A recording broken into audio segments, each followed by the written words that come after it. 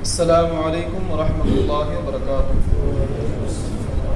بسم اللہ الرحمن الرحیم، الحمد للہ رب العالمین، والصلاة والسلام علی سید الانبیاء والمرسلین وعلی آلہ واصحابہ اجمعین۔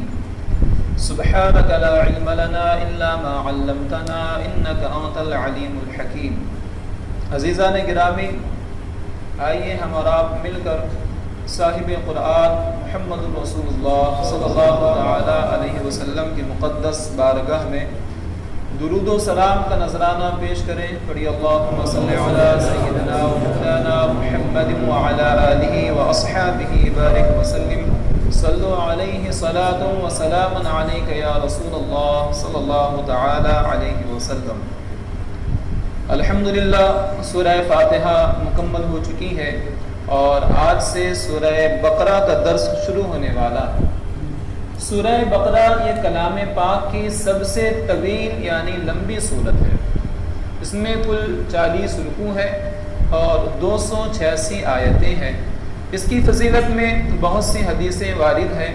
آقا کریم صلی اللہ علیہ وسلم نے ارشاد فرمایا کہ جس گھر میں سورہ بقرہ کی تلاوت ہوتی ہے اس گھر سے شیاطین خارج ہو جاتے ہیں، بھاگ جاتے ہیں۔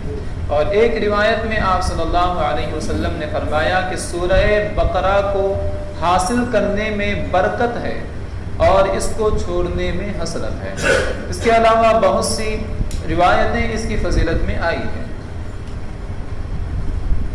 اس سورت کی خصوصیت یہ ہے کہ جتنے احکامات اللہ تعالیٰ نے کلام پاک میں مختلف مقامات پر ذکر فرمائے ہیں، اس صورت مبارکہ میں اجمالاً اللہ تعالیٰ نے ان تمام مسائل کا ذکر فرما دیا۔ ایمان، احکام، عبادات، معاملات، نکاح و طلاق، خرید و فروخت، جن چیزوں کی بھی انسانوں کو عام طور پر حاجت پیش آتی ہے، اللہ تعالیٰ نے اجمالاً اس صورت میں ان تمام کے احکام ذکر فرما دیے ہیں۔ اب آئیے پہلے اس کی جو ابتدائی 7 آیتیں ہیں جن کا انتخاب آج کے درس کے لیے ہوا ہے، ان کی تلاوت سماعت فرمائیں۔ تلاوت کے بعد میں ترجمہ اور پھر مختصر سے وضاحت پیش ہوگی۔ اعوذ باللہ من الشیطان الرجیم، بسم اللہ الرحمن الرحیم، الف لام میم، ذالک الکتاب لا ریب فیہ، هدى للمتقین الذین یؤمنون بالغیب ویقیمون الصلاة ومما رزقناهم ينفقون والذین یؤمنون بما أنزل إليك وما أنزل من قبلك وبالآخرة هم يوقنون أولئك على هدى من ربهم وأولئك هم المفلحون إن الذين كفروا سواء عليهم أأنذرتهم أم لم تنذرهم لا يؤمنون ختم الله على قلوبهم وعلى سمعهم وعلى أبصارهم غشاوة ولهم عذاب عظيم صدق الله العظيم۔ یہ ابتدائی 7 آیتیں ہیں، انشاءاللہ الرحمن ان کے متعلق مختصر سے گفتگو آج ہوگی۔ ان کا ترجمہ سماعت فرمائیں۔ الف لام میم، یہ جو 3 حروف ہیں یہ حروف مقطعات سے ہیں۔ ان حروف کا کیا مطلب ہے اللہ ہی بہتر جانتا ہے۔ حروف مقطعات چند صورتوں کی ابتدا میں آتے ہیں۔ الف لام میم، کاف ہا یا عین صاد، حا میم عین سین قاف، الف لام را، الف لام میم را، حا میم، اس طرح کے کچھ الفاظ جو کچھ آیتوں کی ابتدا میں آئے ہیں انہیں حروف مقطعات کہتے ہیں، یعنی الگ الگ کیے ہوئے حروف۔ ان کا حقیقی مطلب کیا ہے اللہ تعالیٰ ہی بہتر جانتا ہے۔ ذالک الکتاب لا ریب فیہ، وہ بلند رتبے والی کتاب کوئی شک کی جگہ نہیں ہے۔ ھدی للمتقین، ہدایت ہے، سراپا ہدایت ہے پرہیزگاروں کے لیے۔ الذین یؤمنون بالغیب، وہ جو بے دیکھے ایمان لائے۔ ویقیمون الصلاۃ، اور نماز قائم کرے۔ ومما رزقناہم ينفقون، اور ہماری دی ہوئی روزی میں سے ہماری راہ میں خرچ کرے۔ والذین یؤمنون بما انزل الیک، اور وہ جو ایمان لائے اس پر جو اے محبوب آپ کی طرف اترا، وما انزل من قبلک، اور جو آپ سے پہلے اتارا گیا، وبالآخرۃ هم یوقنون، اور آخرت پر وہی لوگ یقین رکھتے ہیں، ایمان رکھتے ہیں، اولئک علی ھدی من ربہم، یہی لوگ اپنے رب کی طرف سے ہدایت پر ہیں، واولئک هم المفلحون، اور یہی لوگ کامیاب ہیں۔ ان الذین کفروا، بے شک وہ جن کی قسمت میں کفر ہے، سواء علیہم، ان پر ایک جیسا ہے، اانذرتہم، آپ انہیں ڈر سنائے، ام لم تنذرہم، یا انہیں ڈر نہ سنائے، لا یؤمنون، وہ ایمان نہیں لانے والے۔ ختم اللہ علی قلوبہم، اللہ تعالیٰ نے مہر فرما دی ہے ان کے دلوں پر، وعلی سمعہم، اور ان کے کانوں پر، وعلی ابصارہم غشاوہ، اور ان کی آنکھوں پر ایک گہرا پردہ ہے، وَلَهُمْ عَذَابٌ عَظِيمٌ، اور ان کے لیے بڑا عذاب ہے۔ اب آئیے ترجمے کے بعد ان آیات کی مختصر سی وضاحت سماعت کرتے ہیں۔ آپ نے سماعت کیا کہ اس سورت کی ابتدا ہوتی ہے الف لام میم سے۔ الف لام میم کا حقیقی مطلب کیا ہے اللہ تعالیٰ ہی بہتر جانتا ہے، اور اللہ تعالیٰ کے بتانے سے اس کے رسول اعظم صلی اللہ علیہ وسلم جانتے ہیں، یا اللہ تعالیٰ نے اپنے جن محبوب بندوں کو اس راز سے آگاہ فرمایا وہی اس کے حقیقی معنی جانتے ہیں۔ اب سوال یہ ہوتا ہے کہ کلام پاک تو ہدایت کی کتاب ہے، کلام پاک ہدایت کی کتاب ہے، تو جب یہ ہدایت کی کتاب ہے تو اس میں ایسی باتیں کیوں آئی ہے جس کا مطلب کوئی نہیں جان سکتا؟ کلام پاک خالق کی طرف سے ساری مخلوق کے لیے ہدایت ہے، لیکن اس میں ایسی باتیں ہیں کہ پوری مخلوق مل کر بھی اس کے حقیقی معنی تک رسائی حاصل نہیں کر سکتی۔ تو پھر اللہ تعالیٰ نے ایسے حروف کو اپنے کلام پاک میں جو کہ مخلوق کے لیے ہدایت ہے، ایسے حروف کو اپنے آخری کلام میں کیوں درج فرمایا ہے، کیوں اتارا ہے؟ تو اس کی حقیقی حکمت اللہ تعالیٰ ہی بہتر جانتا ہے، لیکن اس میں ایک اشارہ یہ ہے کہ الف لام میم یہ کیا ہے؟ یہ حروف ہیں، الفابیٹ سے ہیں، لیٹر سے ہیں، اور حروف سے الفاظ بنتے ہیں، الفاظ سے جملے بنتے ہیں، جملوں سے گفتگو بنتی ہیں۔ تو اس میں اشارہ ہے کہ اے لوگو، تم اپنی گفتگو کو جن حروف سے مرکب کرتے ہو، اپنی گفتگو کو جن حروف سے تشکیل دیتے ہو، کلام پاک بھی انہی حروف سے بنا ہوا ہے، انہی حروف سے مرکب ہے، لیکن پھر بھی ایک تمہاری گفتگو ہے اور ایک کلام پاک کی گفتگو ہے۔ اس کا کمال یہ ہے کہ اس میں حروف وہی استعمال ہوئے جو تمہاری آپسی گفتگو میں استعمال ہوتے ہیں، لیکن پھر بھی اس کا حسن یہ ہے، کمال یہ ہے کہ تم مخلوق مل کر بھی اس کے مثل کوئی کلام نہیں لا سکتے۔ حالانکہ جن حروف سے تمہاری آپسی گفتگو بنتی ہے، انہی حروف سے یہ کلام الہی بھی مرکب ہے، انہی حروف پر قرآن پاک مشتمل ہے، پھر بھی تم اپنی گفتگو میں ماہر ہونے کے باوجود کلام پاک کی طرح کوئی کلام نہیں لے کر آ سکتے۔ یہ اس کے کلام الہی ہونے کی دلیل ہے۔ اور پھر جب بندے، چونکہ اس سے پہلے سورہ فاتحہ ہے، سورہ فاتحہ میں آپ نے دیکھا کہ کوئی مشکل بات نہیں ہے، ہر کوئی سن کر اس کا مطلب آسانی سے سمجھ لیتا ہے۔ تو کہیں ایسا نہ ہو کہ پڑھنے کے بعد، سورہ فاتحہ کو پڑھنے کے بعد انسان کے ذہن میں یہ بات آ جائے کہ کلام الہی تو میری سمجھ کے لیے نہایت ہی آسان ہے، اس لیے جیسے ہی سورہ فاتحہ ختم ہو جاتی ہے الف لام میم کے الفاظ آ جاتے ہیں، کہ خود فہمی میں مبتلا نہ ہو، اپنے آپ کو بہت بڑا علامہ یا بہت بڑے معنی تک رسائی کرنے والا اپنے آپ کو نہ سمجھو۔ کلام پاک میں بہت سے الفاظ ایسے ہیں کہ جس کے حقیقی معنی تک پہنچنا تمہارے بس کی بات نہیں ہے۔ الف لام میم، اور اس کے علاوہ بات یہ کہ کلام پاک عربی زبان میں اترا ہے، اور اہل عرب کا معمول تھا کہ وہ اپنی گفتگو میں ایسے حروف استعمال کرتے تھے۔ اہل عرب کا معمول تھا کہ وہ اپنی گفتگو میں ایسے حروف استعمال کرتے تھے، حروف مقطعات استعمال کیا کرتے تھے۔ اسی لیے آپ دیکھیں گے کہ حروف مقطعات پر جو لوگ اعتراض کرتے ہیں کہ بھائی ایسے حروف جن کا کوئی مطلب معلوم نہیں ہوتا کلام پاک میں وہ کیوں ہے، تو یہ اعتراض کرنے والے اہل عرب ہرگز نہیں ہو سکتے، کیونکہ اہل عرب جانتے ہیں کہ یہ کلام میں عیب نہیں ہے بلکہ یہ کلام کی خوبی ہوتی ہے۔ وہ اجمی جن کی زبان عربی نہیں ہے، جو عربیت سے ناآشنا ہے، وہی حروف مقطعات پر اعتراض کرتے ہیں۔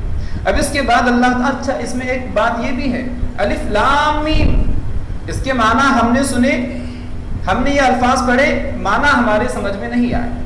معنی سمجھ میں آئے یا نہ آئے، ثواب ہمیں حاصل ہو گیا۔ معنی ہمیں سمجھ میں آئے یا نہ آئے، ثواب ہمیں حاصل ہو گیا، کیونکہ الف لام میم بھی کلام پاک ہی کا حصہ ہے۔ تو معنی اگرچہ ہماری سمجھ میں نہیں آئے، لیکن اللہ تعالیٰ بغیر سمجھے پڑھنے پر بھی ہمیں ثواب عطا فرماتا ہے۔ تو یہاں سے معلوم یہ ہوا کہ کلام پاک اگرچہ ہماری سمجھ میں نہ آئے، پھر بھی اس کا پڑھنا ہمارے لیے باعث برکت ہے۔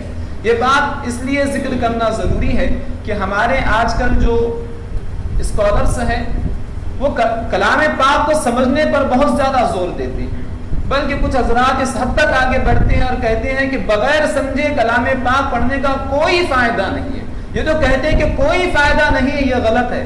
اگر کلام پاک کو سمجھ کر پڑھنا ہی ضروری ہے اور بغیر سمجھے کسی قسم کا کوئی بھی فائدہ حاصل نہیں ہو سکتا ہے، تو پھر حروف مقطعات کو اللہ تعالیٰ نے کلام پاک میں کیوں رکھا ہے؟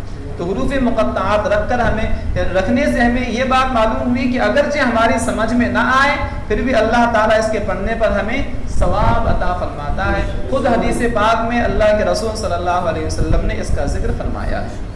اب اس کے بعد فرمایا ذالک الکتاب، وہ بلند رتبہ کتاب یعنی کلام پاک، یعنی وہ کتاب جس کا پچھلی کتابوں میں وعدہ کیا گیا تھا، وہ کتاب جس سے یہ اہل کتاب آشنا تھے کہ آخری زمانے میں ایک پیغمبر آئیں گے، ان پر اللہ تعالیٰ ایک لازوال کتاب نازل فرمائے گا۔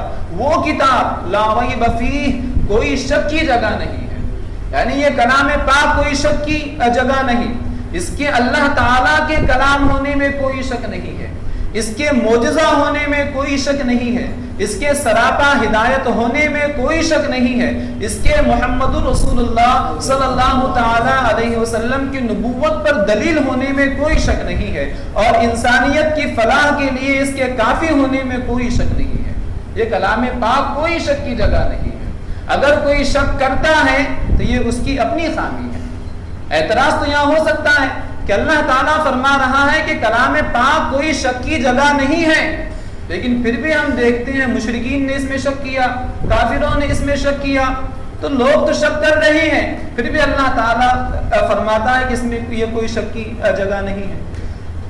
تو یہ شک سے محفوظ ہے، یہ حقیقت ہے، یہ اس کی حقیقت ہے۔ اب اگر کوئی شک کرتا ہے تو یہ اس کی اپنی خامی ہے۔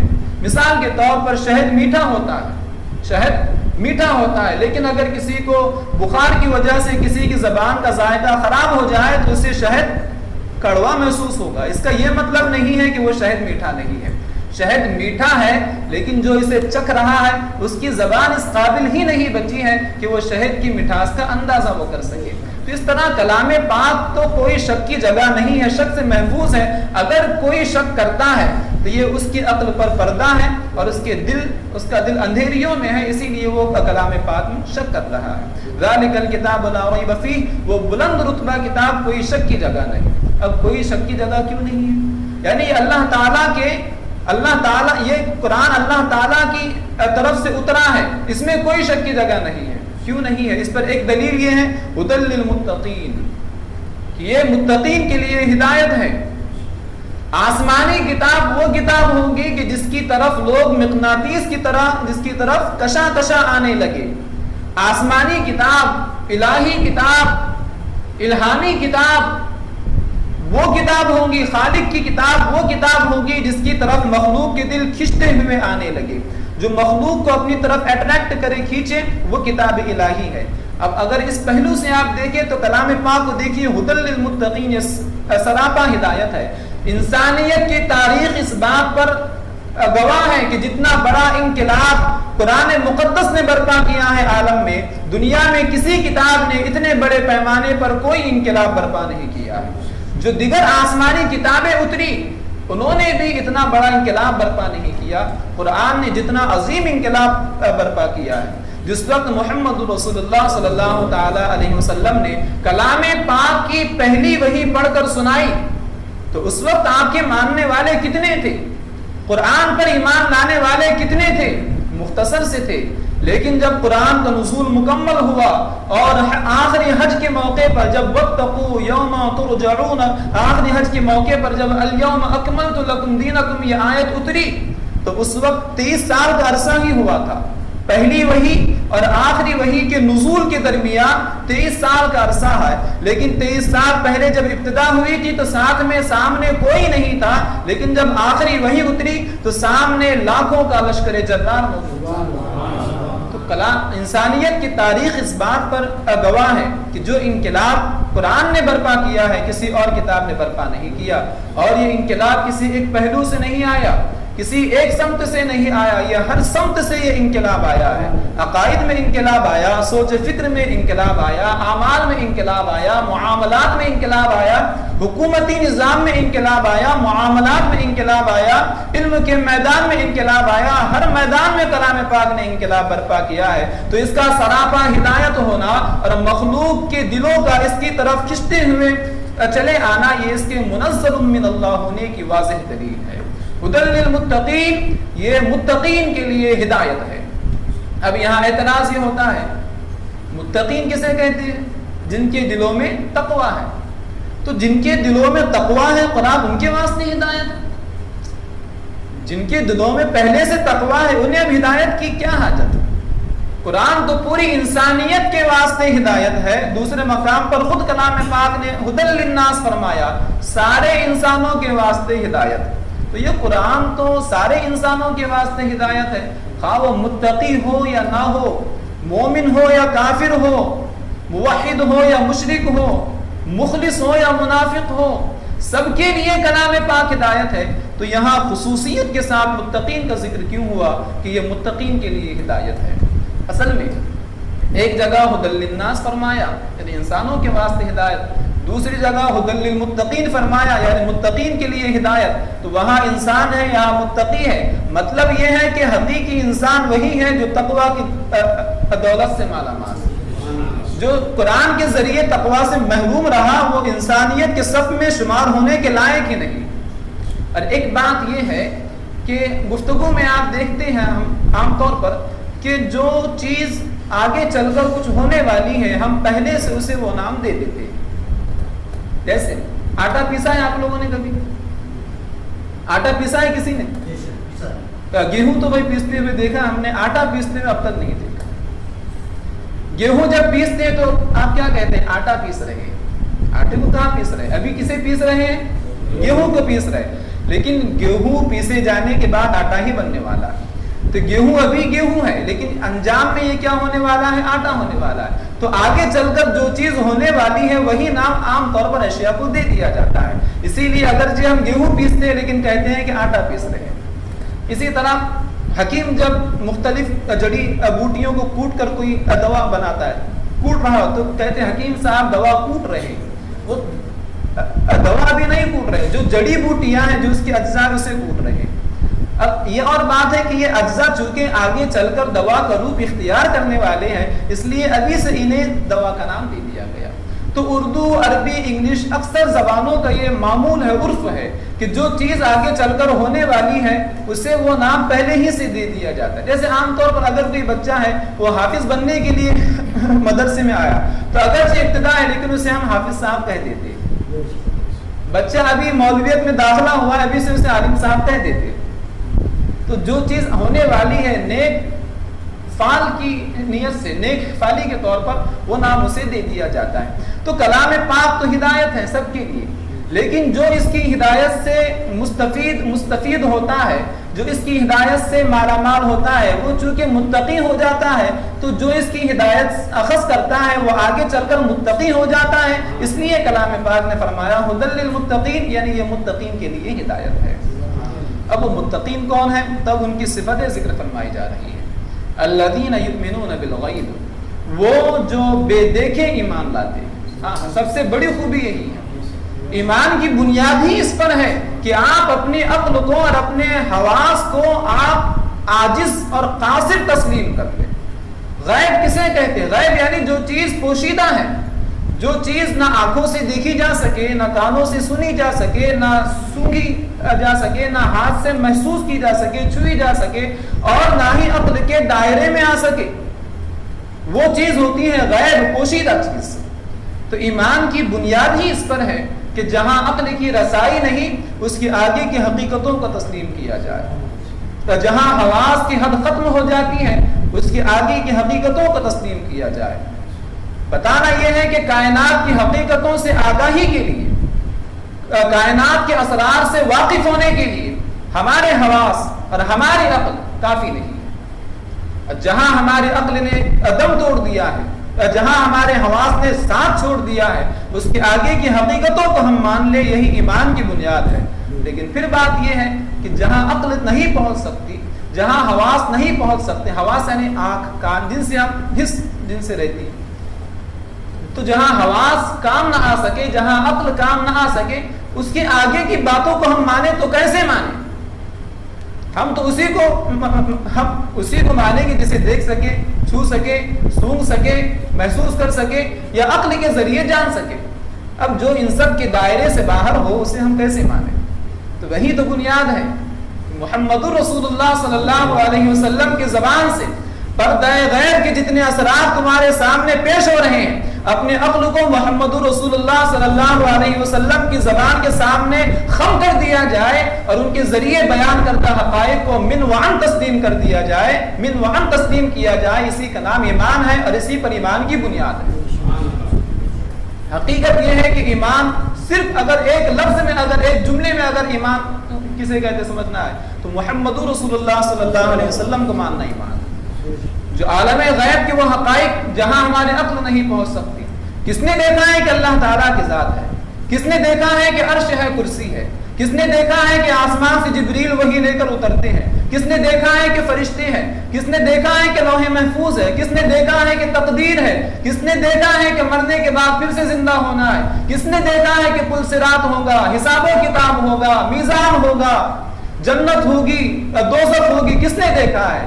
نہ دیکھ سکتے ہیں، نہ سن سکتے ہیں، نہ چھو سکتے ہیں، نہ سونگ سکتے ہیں، نہ عقل کے ذریعے جان سکتے ہیں۔ ان کو ہم نے مانا ہے تو صرف اس لیے مانا ہے کہ محمد رسول اللہ صلی اللہ تعالی علیہ وسلم نے اس کی گواہی دی ہے۔ اب یہی ہمارا امتحان ہے کہ جن باتوں کو، جو باتیں تمہاری آنکھوں کے سامنے ہیں، جنہیں تم دیکھ سکتے ہو، جتنے یقین کے ساتھ انہیں ہم مان رہے ہیں، اس سے زیادہ یقین کے ساتھ محمد رسول اللہ صلی اللہ علیہ وسلم کی باتیں مانتے ہیں، اگرچہ وہ ہمارے عقل میں نہ آ سکے۔ تو ایمان کی بنیاد ہی اس پر ہے کہ جو دیکھا نہیں ہے، جو سمجھا نہیں ہے، اسے مان لیا جائے۔ ایمان کا مطلب ہوتا ہے ماننا۔ غیب سے مراد یہ ہے کہ وہ چھپی ہوئی باتیں جن کی خبر محمد صلی اللہ علیہ وسلم نے دی ہے، انہیں مان لیا جائے۔ اب یہ کتنی حیرت کی بات ہے کہ وہ نبی مکرم صلی اللہ علیہ وسلم کہ جو اس حد سے آگے کی خبر دے کہ جس حد پر پورے عالم کی عقل آ کر ختم ہو جاتی ہے، اس کے آگے کی حقیقتوں سے ہمیں آگاہ کرے، کتنی ناانصافی ہے کہ ایسے نبی کے لیے ان پڑھ کا لفظ استعمال کیا جائے۔ کیا یہ عقل و دیانت کا خون نہیں ہے؟ کیا یہ ایمانی بے غیرتی نہیں ہے کہ ایسے رسول کے لیے، ایسے عالم کے لیے، ایسے علم رکھنے والے کے لیے ایسا گھٹیا لفظ استعمال کیا جائے؟ تو نبی مکرم صلی اللہ تعالی علیہ وسلم کے ذریعے جتنی باتیں ہم نے سنی ہے ان سب پر ہمارا ایمان۔ اچھا، اور اسلام کا ہم سے مطالبہ بھی یہی ہے کہ جو تمہاری عقل میں نہیں آتا ہے اسے مانو، اور یہ مانا بے دیکھے ماننا، یہ وصف جتنی خوبی کے ساتھ ہمیں میسر ہے، خود صحابہ کرام کو بھی یہ وصف اتنی خوبی کے ساتھ میسر نہ تھا۔ صحابہ کا مرتبہ بلا شبہ امت میں سب سے عظیم ہے، اور کوئی امتی، عام امتی کتنا بھی بڑا ولی ہو، عالم ہو، وہ کسی صحابی کے مرتبے کو ہرگز نہیں پہنچ سکتا۔ لیکن پھر بھی یہ جو وصف ہے بن دیکھے ماننا، یہ اللہ تعالیٰ نے جس تمام و کمال کے ساتھ ہمیں عطا فرمایا ہے، خود صحابہ میں سے بہت سو کے اس پر حسرت تھی۔ مسند ابو داؤد طیالسی میں ایک روایت ہے کہ ایک شخص نے حضرت عبداللہ ابن عمر رضی اللہ تعالیٰ عنہ جو کہ صحابی رسول ہے، ایک شخص نے ان سے عرض کیا کہ کیا تم نے اپنی آنکھوں سے محمد صلی اللہ علیہ وسلم کو دیکھا ہے؟ انہوں نے کہا ہاں میں نے دیکھا ہے۔ کیا تم نے اپنی زبان سے محمد صلی اللہ علیہ وسلم سے گفتگو کی ہے؟ کہا ہاں میں نے گفتگو کی ہے۔ کیا آپ نے اپنے ہاتھوں سے محمد صلی اللہ علیہ وسلم کے ہاتھوں کو چھوا ہے، بیعت کی ہے؟ کہا ہاں میں نے بیعت کی ہے۔ یہ کہنے کے بعد وہ شخص آپ صلی اللہ علیہ وسلم کی یاد اور شوق میں بے اختیار زارو زار رونے لگا۔ تو حضرت عبداللہ ابن عمر رضی اللہ تعالی عنہ نے ارشاد فرمایا کہ میں تجھ کو ایک خوشخبری سناتا ہوں۔ اللہ کے رسول صلی اللہ تعالی علیہ وسلم نے ارشاد فرمایا، میں نے آپ صلی اللہ علیہ وسلم کو یہ فرماتے ہوئے سنا، آپ نے فرمایا خوشحالی ہے اس کے لیے جس نے مجھے دیکھا اور مجھ پر ایمان لے آیا، جس نے مجھے دیکھا اور مجھ پر ایمان لے آیا، اور خوشحالی ہے اس کے لیے جس نے مجھے نہیں دیکھا پھر بھی مجھ پر ایمان لے آیا۔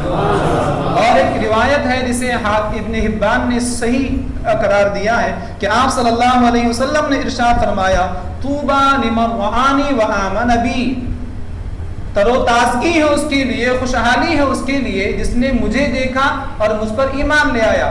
ثم طوبى لمن آمن بی ولم یرانی، خوشحالی ہے اور خوشحالی ہے پھر اور خوشحالی ہے اس کے لیے جس نے جو مجھ پر ایمان لے آیا اگرچہ مجھے نہیں دیکھ سکا۔ اور مسند امام احمد بن حنبل کی روایت ہے کہ حارث بن قیس نے ایک صحابی رسول حارث بن قیس نے ایک مرتبہ صحابہ کرام کے مجمع میں ذکر کیا کہ ہمیں نہایت افسوس ہے کہ ہم حضرت صلی اللہ علیہ وسلم کے دیدار سے محروم رہے، ہمیں افسوس ہے کہ ہم حضرت صلی اللہ علیہ وسلم کی دیدار سے محروم رہے۔ اے صحابہ تم کتنے خوش نصیب ہو کہ اس جمال جہاں آرا کا اپنی آنکھوں سے مشاہدہ کیا۔ تو صحابی رسول غالباً حضرت عبداللہ ابن مسعود حضرت عبداللہ ابن مسعود نے فرمایا کہ میں تمہیں ایک وصف ایسا بتاتا ہوں، ایک خوبی ایسی بتاتا ہوں جو تم میں ہے اور ہم اس سے محروم ہیں، جو تم میں ہے اور ہم اس سے محروم ہیں۔ انہوں نے کہا وہ کون سی خوبی ہے؟ تو حضرت عبداللہ ابن مسعود نے فرمایا اگر ہم نے جس نے محمد صلی اللہ علیہ وسلم کو دیکھا تو اس کے سامنے تو حقانیت آفتاب سے زیادہ روشن ہو گئی۔ اس نے دیکھا کہ محمد صلی اللہ علیہ وسلم کی ذات تو خود چلتا پھرتا اعجاز ہے، معجزہ ہے، آپ کا اٹھنا معجزہ ہے، آپ کی آنکھیں معجزہ ہے، آپ سے معجزات کا ظہور ہوتا رہتا ہے۔ تو اگر آپ کو دیکھ کر ایمان لے آیا تو یہ کون سی کمال کی بات ہے؟ تمہیں تو اللہ تعالیٰ نے یہ خوبی عطا فرمائی کہ تم نے اس چراغ حسن کی زیارت اگرچہ نہیں کی پھر بھی اس کی ضیا پاشی سے اپنے آپ کو مستفید کیے ہوئے ہو، پھر بھی اس کی شعاؤں سے اپنے خانہ دل کو منور کیے ہوئے ہو۔ تو یہ خوبی وہ ہے جو اللہ نے تمہیں عطا فرمائی، ہمیں عطا نہ فرمائی۔ تو اصل ایمان یہی ہے۔ اسی لیے سکرات کے وقت نزع کے عالم میں جب بندہ ہوتا ہے تو عالم غیب کی بہت سی حقیقتیں اس کے سامنے ہو جاتی ہیں۔ وہ فرشتوں کو دیکھتا ہے اور اپنا جو ٹھکانہ ہے وہ بھی دیکھتا ہے۔ اب چونکہ وہ دیکھ رہا ہے، اب اگر وہ ایمان لے آتا ہے تو اس ایمان کا کوئی وزن نہیں ہے، کوئی اعتبار نہیں۔ دیکھ کر ایمان لا رہا ہے، دیکھ کر ایمان لانا یہ اسلام کو مطلوب ہی نہیں۔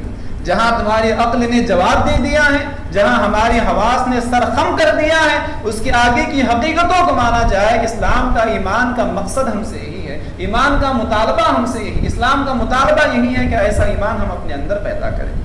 وَيُقِيمُونَ الصَّلَاةَ، وقت مختصر ہے اس لیے اختصار کے ساتھ میں ذکر کرتے ہیں۔ یہاں ایمان کا ذکر ہوا، اب اس میں تمام باتیں آ گئی، یعنی جن چیزوں کی آپ صلی اللہ علیہ وسلم نے خبر دی ہے انہیں ماننا۔ ایمان کے بعد میں اعمال کا ذکر ہو رہا ہے۔ وَيُقِيمُونَ الصَّلَاةَ، اور وہ جو نماز کو قائم کرتے ہیں۔ نماز پڑھنے کا ذکر کہیں نہیں ہوا، جہاں بھی ذکر ہوا نماز کو قائم کرنے کا ذکر ہوا ہے۔ قائم کرنے کا مطلب یہ ہے کہ نماز کی حفاظت کی جائے، پابندی کے ساتھ نماز ادا کی جائے، ہمیشہ ادا کی جائے، اور اس کے ادا کرنے کے جو آداب ہے ظاہری اور باطنی، ان آداب کی رعایت کے ساتھ نماز ادا کی جائے۔ یہ اسلام کا ہم سے مطالبہ ہے۔ صرف یہ خالی اٹھک بیٹھک اسلام ہم سے نہیں چاہتا ہے۔ ظاہری آداب یعنی وضو ہو، غسل ہو، کپڑے پاکیزہ ہو، حالت قیام میں ہاتھ ناف کے نیچے ہو، نگاہ سجدے کی جگہ پر ہو، جتنے بھی ظاہری آداب ہیں، حاصل یہ ہے کہ جس طرح آپ صلی اللہ علیہ وسلم نماز پڑھتے تھے اس طرح ہم نماز ادا کریں۔ تو یہ ظاہری آداب، جتنے ظاہری آداب آپ صلی اللہ علیہ وسلم سے مروی ہے انہیں ہم اپنی نمازوں میں ادا کریں۔ اور پھر باطنی آداب ہے، یعنی دل کو اور روح کو اللہ تعالیٰ کے حضور حاضر کر دیا جائے. جس طرح سجدے میں ہم اپنی سر کو خاک پر رکھ رہے ہیں، اسی طرح ہم اپنے دل کو بھی اللہ تعالیٰ کے بارگاہ میں جھکا دیں. نماز کا فلسفہ یہ ہے کہ جیسے ہی بندہ نماز کے لیے ہاتھ اٹھائے تو یہ ہاتھ اٹھانا کیا ہے؟ جب ہم کسی چیز سے بیزار ہوتے ہیں تو کہہ دیتے ہیں بھائی اس معاملے میں ہمارے ہاتھ اوپر ہے، ہم نے اس سے اپنے ہاتھ اوپر اٹھا لیے. تو نماز کے لیے جب بندہ آئے تو اپنے ہاتھوں کو اوپر اٹھا کر اشارہ کرے کہ دنیا کو میں نے چھوڑ دیا ہے، دنیا سے بیزار ہوں، خالق ان دنیا کی طرف راغب ہوں. اب پھر باادب ہو کر اللہ تعالیٰ کے حضور کھڑا ہو جائے. پھر اس نے جو کلام اتارا ہے اس سے گفتگو کرے اور ان کلام سے لطف حاصل کرنے کی کوشش کرے. پھر اس کے بعد بیتابان اللہ تعالیٰ کے حضور جھک جائے. لیکن اتنے جھکنے پر بھی اسے قرار نہ آئے کہ بادشاہ عالم کے حضور جھکوں اور صرف اتنا کہ میرے ہاتھ گھٹنوں تک پہنچ رہے ہیں، اتنا جھکنا میرے لیے کافی نہیں ہے. پھر بیتابہ نہ ہو کر اللہ تعالیٰ کے حضور اللہ تعالیٰ کے دربار میں اپنی پیشانی کو جھکا دے، اور ادھر پیشانی جھکے، ادھر انسان کا جو نفس ہے اس کا غرور ختم ہو جائے، اس کا جو تکبر ہے وہ بھی خاک میں مل جائے. ورنہ سر تو جھکا ہوا ہے لیکن نفس کی گردن اگر اب بھی ویسی ہی اکڑی ہوئی ہے تو ایسا سجدہ اسلام ہم سے نہیں چاہتا. تو سجدے میں بندے کا سر خاک پر ہو اور اس کا غرور، انانیت، خود پسندی جتنی بھی ہے وہ سب کچھ خاک میں مل جائے. اب پھر شوق پیدا ہو کہ الہ العالمین مجھے یہ مقام تو نے عطا فرمایا کہ اب مجھے اپنے دربار میں سر جھکانے کی بلندی تو نے عطا کر دی، تو اس کے شکر میں ایک اور سجدہ اللہ تعالیٰ کے حضور کیا جائے. پھر اسی طرح جو دوسری رکعتیں انہیں ادا کی جائے اور پھر آخر میں بیٹھ کر عبادت ہو چکی تو اب جو اللہ سے مانگنا ہے، اور مانگنے کے لیے سب سے بہتر چیز مغفرت ہے، تو مغفرت کا قاعدے میں بیٹھ کر اللہ تعالیٰ سے سوال کیا جائے. اور ان تمام اذکار کے وقت، تمام حرکات کے وقت میں اعضاء کے ساتھ ساتھ جو روح اور دل ہے وہ بھی حاصل رہے. حدیث پاک میں ہے کہ آپ صلی اللہ علیہ وسلم سے سوال ہوا کہ احسان کیا ہے؟ احسان یعنی اچھا بنانا، احسان کیا ہے؟ تو آپ نے فرمایا ان تعبد اللہ کأنک تراہ. احسان یہ ہے کہ تم اللہ کی عبادت اس کیفیت کے ساتھ کرو کہ گویا کہ اللہ تعالیٰ تمہیں دیکھ رہا ہے. اس کیفیت کے ساتھ کرو کہ تم اللہ تعالیٰ کو دیکھ رہے ہو. فَإِن لَمْ تَكُنْ تَرَاهُ فَإِنَّهُ يَرَاكَ. اور اگر یہ کیفیت پیدا نہ ہو سکے تو کم از کم یہ خیال کرو کہ وہ تمہیں دیکھ رہا ہے. تو حاصل یہ ہے کہ نماز کو ظاہری اور باطنی آداب کے ساتھ ادا کرنا، یہ نماز کو قائم کرنا ہے. پھر اس کے بعد فرمایا وَمِمَّا رَزَقْنَاهُمْ يُنْفِقُونَ. پہلے ایمان کا ذکر ہوا، پھر عام عبادتوں کا ذکر ہو رہا ہے، اعمال کا ذکر ہو رہا ہے. تو نماز کے ذریعے جو جسمانی عبادتیں ہیں، جو جسمانی اعمال ہیں، ان کا ذکر کر دیا. لیکن انسان وقت تو دے دیتا ہے، محنت تو کر لیتا ہے. سب سے دشوار چیز ہوتی ہے مال خرچ کرنا. تو اللہ تعالیٰ نے پھر اس کا ذکر فرمایا کہ ہماری دی ہوئی روزی میں سے خرچ کرتے ہیں، ہماری دی ہوئی روزی میں سے خرچ کرتے ہیں. تو جو مالی عبادتیں ہیں ان کا ذکر ہوا. لیکن انسان پر بہت شاق ہے کہ وہ مال جس کو حاصل کرنے کے لیے وہ شب و روز ایک کیے ہوئے ہیں اسے اٹھا کر کسی اور کو دے دے، جسے اپنی خاطر جسے حاصل کیا ہے اسے اٹھا کر کسی اور کو دے دے. تو یہ انسان پر شاق گزرتا ہے، بھاری گزرتا ہے، گرا گزرتا ہے. تو اس تکلیف کو کم کرنے کے لیے اور اس مشقت کے احساس سے بندے کو آزادی عطا کرنے کے لیے اللہ تعالیٰ نے پہلے ہی فرمایا. خرچ کرنے کا ذکر بعد میں فرمایا، پہلے فرمایا جو ہم نے عطا کیا ہے اس میں سے خرچ کرتے ہیں. یعنی تم خرچ کرتے ہو تو تمہارا اپنا کیا ہے، ہماری راہ میں دے رہے ہو تو کون سا تمہارا خود کا پیدا کیا ہوا ہے، جو ہم نے دیا ہے اسی میں سے ہماری راہ میں. اور پھر تسکین کے لیے یہ بھی فرمایا من بعض، تھوڑا سا، یعنی جو دیا ہے اس میں سے کچھ ہماری راہ میں خرچ کرتے ہیں. اسلام ہم سے یہی چاہتا ہے کہ ہم ہر معاملے میں میانہ روی یعنی اعتدال، درمیان کا، بیلنس کا جو راستہ ہے وہ ہم قائم رکھیں. نہ بخل اچھا ہے نہ اسراف اچھا ہے. اس لیے فرمایا ہماری راہ میں وہ تھوڑا خرچ کرتے ہیں، جو ہم نے عطا کیا اس میں سے کچھ خرچ کرتے ہیں. سب کچھ اللہ کے راہ میں خرچ کیا جائے اور خود لوگوں کے سامنے ہاتھ پھیلایا جائے، یہ اسلام ہم سے نہیں چاہتا. سورہ بنی اسرائیل میں فرمایا لا تجعل يدك مغلولة الى عنقك ولا تبسطها كل البسط. یعنی اتنے بخیل بھی نہ ہو جاؤ کہ اپنے ہاتھوں کو گردن سے جوڑے ہوئے رکھو اور نہ ہی اپنے ہاتھوں کو مکمل طور پر پھیلا دو، یعنی نہ ہی کنجوسی اچھی ہے نہ ہی بیجا کا اسراف اچھا ہے۔ میاں نہ ربی، جو اللہ تعالیٰ نے دیا اس میں اللہ کے راہ میں بھی خرچ کیا جائے اور اپنی ضرورتوں کو بھی ان کے ذریعے سے پورا کیا جائے۔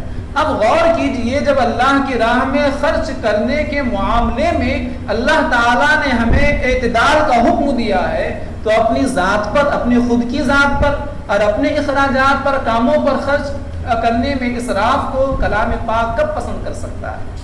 جب اللہ کی راہ میں خرچ کرنے کا معاملہ آیا اس وقت بھی ہمیں اعتدال کو سامنے رکھنا ہے۔ تو شادی بیاہ کے موقع پر، پارٹیوں کے موقع پر، مختلف جشن کے موقع پر جو یہ بیجا کا اسراف ہوتا ہے اسے اسلام کبھی پسند نہیں کر سکتا۔ چلیے آگے، والذین یؤمنون بما انزل الیک، اور وہ جو مانتے ہیں اس کو جو کچھ آپ پر اترا، یعنی خواہ وہ کلام پاک ہو یا جو باتیں آپ بیان کریں، جو بھی آپ بیان کریں، کلام پاک ہو یا کچھ اور ہو۔ کلام پاک کے علاوہ بھی جو احکامات آپ صلی اللہ علیہ وسلم نے ذکر فرمائے، ارشاد فرمائے، وہ آپ نے خود سے ارشاد نہیں فرمائے بلکہ وہ اللہ تعالیٰ کی طرف سے وحی اتری تھی۔ وحی کی دو قسمیں، وحی مطلوع اور وحی غیر مطلوع، یعنی ایک تو وہ وحی ہے جس کی تلاوت کلام پاک کی شکل میں ہم کرتے ہیں، اور ایک وہ وحی ہے جس کی تلاوت نہیں ہوتی، جو آپ صلی اللہ تعالیٰ علیہ وسلم نے اپنے الفاظ میں ہم تک پہنچایا۔ تو ہمیں حکم ہے کہ جو بھی آپ صلی اللہ علیہ وسلم پر اترا، خواہ اس کا ذکر قرآن میں ہو یا نہ ہو، اسے ہم مانیں، اس کے ہر حرف کو مانیں، ہر نقطے کو مانیں، اور یہ بھی مانیں کہ قیامت تک اس میں اب کوئی تبدیلی نہیں ہو سکتی۔ وما انزل من قبلک، اور بس اسی پر اکتفا نہیں ہے، ایمان کے لیے یہ ضروری ہے کہ آپ صلی اللہ علیہ وسلم سے پہلے دیگر انبیاء کرام پر جو کچھ اترا ہے، جتنی کتابیں اتری ہے، جتنے احکامات اترے ہیں، انہیں بھی ہم دل سے مانیں کہ اللہ تعالیٰ نے یہ احکامات اتارے تھے۔ تو ہمیں قرآن کو بھی ماننا ہے اور قرآن سے پہلے کی جو کتابیں ہیں انہیں بھی ماننا ہے، لیکن یہاں فرق ہے، قرآن کو ماننا ہے، قرآن کے ہر نقطے کو ماننا ہے، قرآن کے ہر حرف کو ماننا ہے، اور شریعت مصطفیٰ کے ہر مسئلے کو ہمیں ماننا ہے۔ لیکن جو دیگر کتابوں کو ماننے کا معاملہ ہے تو ہم چونکہ کلام پاک کو مان رہے ہیں، اور کلام پاک نے ہی یہ فرمایا کہ ان کتابوں میں، دوسری کتابوں میں ان کے ماننے والوں نے تحریف کر دی ہے، اضافہ یا کمی بیشی کر دی ہے۔ تو ہم یہ تو مانتے ہیں کہ توریت اللہ تعالیٰ نے اتاری تھی، انجیل اللہ تعالیٰ نے اتاری تھی، زبور اللہ تعالیٰ نے اتاری تھی، اور مختلف انبیاء پر چھوٹی بڑی مختلف کتابیں، بہت سی کتابیں اللہ تعالیٰ نے اتاری تھی، ان سب پر ہمارا ایمان ہے۔ لیکن ہم ان کتابوں کو آج محفوظ نہیں مانتے ہیں، کیونکہ ہمارے کلام پاک نے خبر دی ہے کہ ان کے ماننے والوں نے اس میں اضافہ کر دیا ہے یا اس میں کوئی کمی کر دی ہے۔ تو ان کتابوں کو ماننے کا مطلب یہ ہے کہ ان کو اللہ تعالیٰ کی طرف سے اترا ہوا مانے۔ ہاں، وہ اب اسی شکل کے ساتھ موجود ہے یا نہیں، یہ ہم نہیں مانتے۔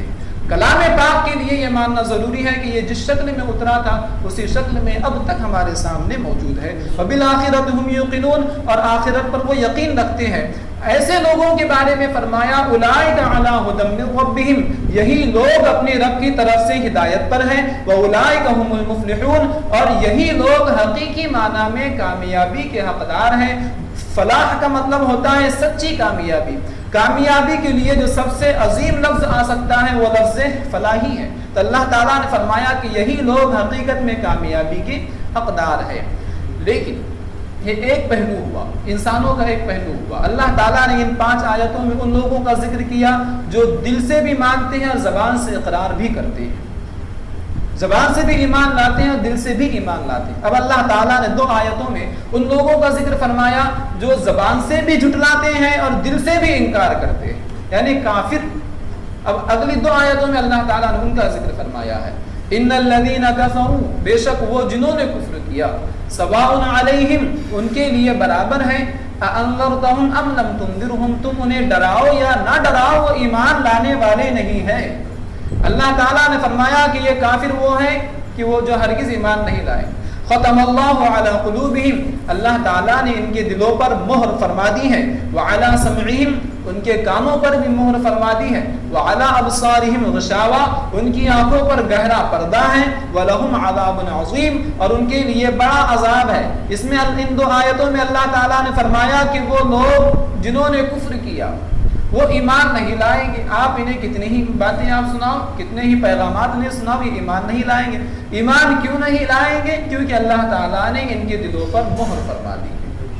اب سوال یہ ہوتا ہے کہ بہت سے کافر ایمان لائے, بلکہ آپ صلی اللہ علیہ وسلم کو کے پیغام کو جس نے بھی ایکسیپٹ کیا, ایکسیپٹ کرنے کا مطلب یہ تھا کہ پہلے وہ کافر تھے پھر اسلام کو قبول کیا. تو جتنے بھی لوگ اسلام کے دامن میں آئے پہلے تو اسلام سے خارج ہی تھے, تبھی تو وہ اسلام کے اندر آئے. کلام پاک تو فرما رہا ہے کہ وہ کبھی ایمان نہیں لائیں گے. تو اس میں اللہ تعالیٰ نے سب کا ذکر نہیں فرمایا.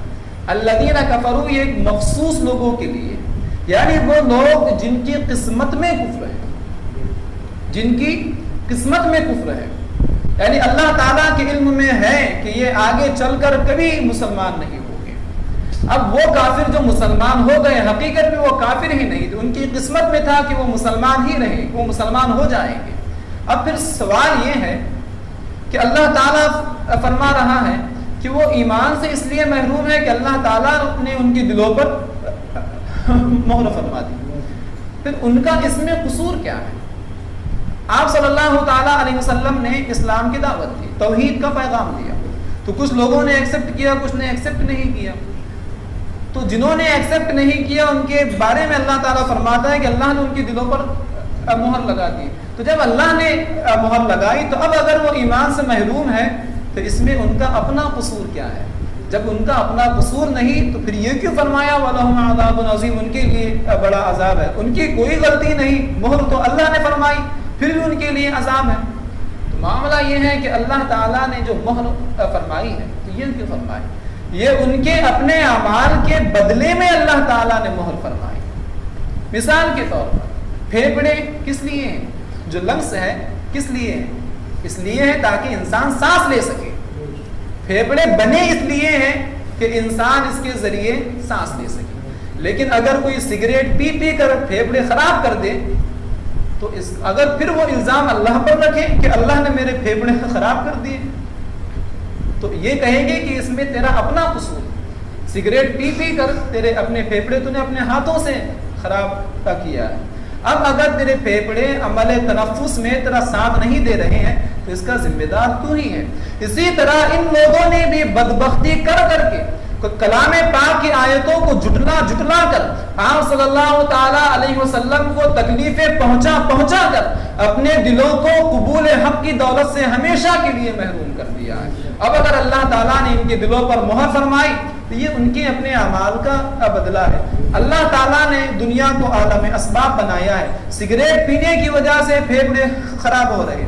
اب یہ اثر اللہ نے پیدا فرمایا, عمل بندے نے کیا, سگریٹ بندے نے پیا, پینے کے بعد جو اثر اس میں پیدا ہوا ہے پھیپھڑوں کا خراب ہونا یہ اللہ تعالیٰ کے حکم سے ہوا. اسی طرح نافرمانیاں ان لوگوں نے کی, جھٹلاتے یہ لوگ رہے. اب اس کی وجہ سے ان کے دل اگر قبول حق سے محروم رہ گئے ہیں, اندھیریوں میں رہ گئے ہیں, تو یہ ان کا اپنا قصور ہے. ان کے اعمال کی وجہ سے اللہ تعالیٰ نے یہ اثر ان کے دلوں میں پیدا فرمایا کہ کفر ان کے دلوں میں ہمیشہ کے لیے راسخ ہو گیا اور ایمان کی دولت سے وہ ہمیشہ کے لیے محروم ہو گئے. اس میں ہمارے لیے بھی درس یہ ہے کہ اپنے خاتمے کا ہمیشہ بندے کو خاتمے کے لیے بندے کو محتاط رہنا چاہیے اور اللہ تعالیٰ سے دعا کرتے رہنا چاہیے کہ اللہ تعالیٰ ہمارا خاتمہ بالخیر فرمائے. اب اس کے بعد 13 آیتوں میں اللہ تعالیٰ نے منافقین کا ذکر فرمایا, یعنی وہ لوگ جو دل سے تو نہیں مانتے لیکن زبان سے کہتے ہیں کہ ہم مانتے ہیں. چونکہ یہ لوگ نہایت نقصان دہ ہیں, اس لیے اللہ تعالیٰ نے ایمان والوں کا ذکر 5 آیتوں میں فرمایا, یعنی جو دل سے بھی مانتے تھے, زبان سے بھی اقرار کرتے تھے, ان کے ذکر 5 آیتوں میں فرمایا. جو دل سے بھی انکار کرتے تھے, زبان سے بھی انکار کرتے تھے, ان کا ذکر 2 آیتوں میں فرمایا. اب وہ جو دل سے تو نہیں مانتے لیکن زبان سے کہتے ہیں کہ ہم مان رہے ہیں, چونکہ یہ نہایت نقصان دہ ہے, اس لیے ان کا ذکر اللہ تعالیٰ نے 13 آیتوں میں فرمایا ہے. انشاءاللہ الرحمن آئندہ جو دروس ہمارے ہوں گے اس میں ان آیتوں پر تفصیلی گفتگو انشاءاللہ الرحمن ہم کریں گے. اللہ تعالیٰ کے بارگاہ میں دعا ہے کہ وہ ہمیں کہنے سننے سے زیادہ عمل کی توفیق عطا فرمائے اور وہ ایمان اللہ تعالیٰ ہمیں عطا فرمائے جو جیسا ایمان قرآن ہم سے چاہتا ہے.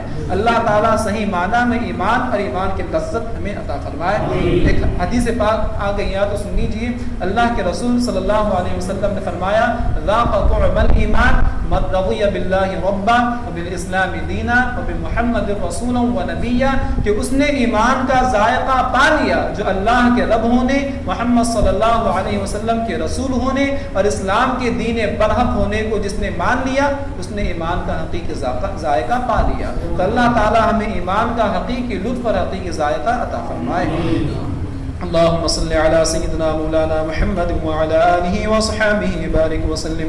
اللهم نبر قلوبنا بالقرآن اللهم نبر قلوبنا بالقرآن وزين أخلاقنا بالقرآن ونجنا من النار بالقرآن وأدخلنا في الجنة بالقرآن، صلى الله على حبيبه محمد وآله وأصحابه أجمعين برحمتك يا أرحم الراحمين۔